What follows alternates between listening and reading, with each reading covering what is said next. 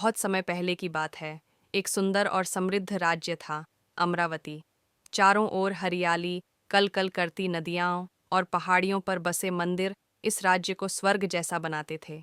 इस राज्य पर राज करते थे राजा पृथ्वीराज, जिनकी वीरता और न्यायप्रियता की गाथा दूर दूर तक फैली हुई थी। एक अद्भुत जन्म, राजा पृथ्वीराज का जन्म एक नीली पूर्णिमा की रात हुआ था, जिसे ज्योतिषियों ने एक विशेष संकेत माना। कहा गया कि यह बालक न केवल एक महान राजा बनेगा, बल्कि वह जादू और रहस्यों से भी गहराई से जुड़ा होगा। बचपन से ही वह अत्यंत बुद्धिमान, दयालु और साहसी थे। छाया की आहट समय के साथ अमरावती में शांति बनी रही, पर दूर दक्षिण में एक अंधकारमयी राज्य था, कालकेतु का राज्य। महाराज कालकेतु एक तांत्रिक राजा था, जिसने काले जादू की शक्तियों से अपनी सेना बनाई थी। वह अमरावती की समृद्धि और रहस्यों पर कब्जा करना चाहता था। धीरे धीरे उसकी सेनाएं अमरावती की सीमाओं की ओर बढ़ने लगीं।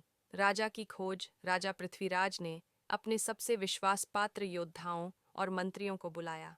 युद्ध से पहले वह एक समाधान खोजने जंगलों की ओर निकल पड़े, जहां पुराने ग्रंथों के अनुसार एक दिव्य गुफा में आत्मा रक्षक रहता था। कई कठिनाइयों और संकेतों को पार करते हुए राजा उस गुफा तक पहुंचे। वहां उन्हें एक दिव्य ताबीज प्राप्त हुआ, जो उजाले से बना था और उसमें शुद्धता की शक्ति थी।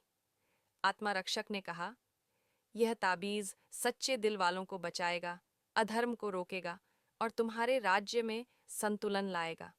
युद्ध का दिन जैसे ही राजा अमरावती लौटे, कालकेतु की सेना राज्य की सीमाओं पर थी। धरती कांप रही थी, आकाश काला पड़ गया था। युद्ध प्रारंभ हुआ, तलवारें टकराईं, मंत्र गूंजे और दोनों ओर से साहस दिखाया गया। लेकिन धीरे धीरे ताबीज की शक्ति और राजा की नीयत ने बदलाव लाना शुरू किया। जहां जहां राजा गए, वहां मुरझाए पेड़ फिर से हरे हो गए। घायल सैनिक फिर से उठ खड़े हुए। अंत में राजा और कालकेतु आमने सामने आए। एक भयानक द्वंद्व हुआ। राजा पृथ्वीराज ने अपने भीतर की सच्चाई और ताबीज की शक्ति से कालकेतु की काली शक्तियों को नष्ट कर दिया। नई सुबह कालकेतु के पतन के बाद अमरावती में एक नए युग की शुरुआत हुई। राजा ने जनता की सलाह से निर्णय लेने की परंपरा शुरू की। हर वर्ग, हर जाति की बात सुनी गई।